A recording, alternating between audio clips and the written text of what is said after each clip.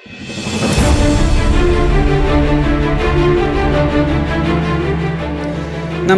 vsi kandidati in kandidatke smo med seboj resnično spoštljivo komunicirali, vendarle se pa moramo zavedati, da bo v drugem krogu šlo za spopad vrednot.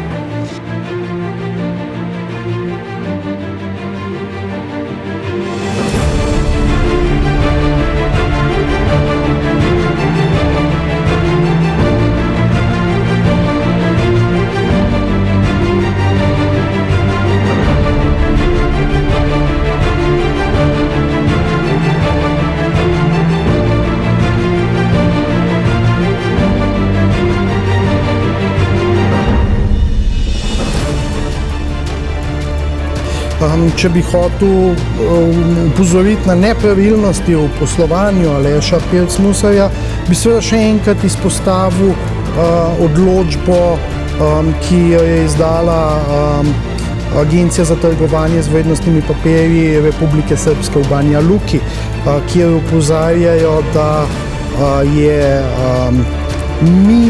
mimo zakonodaje o upravljanju teh privatizacijskih skladov bilo izvedeno poslovanje na relaciji Slovenija-Bosna s strani Aleša Musarja.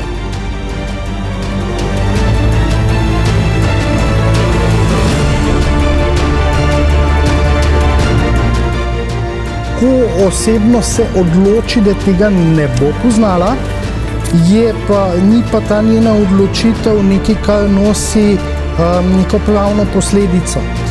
Nekdo, ki je lastnik podjetja, je še vedno odgovoren in argument nisem vedel, ne zadostuje po slovenski zakonodaji in to vam lahko pove vsak ekonomist in tudi vsak pravnik.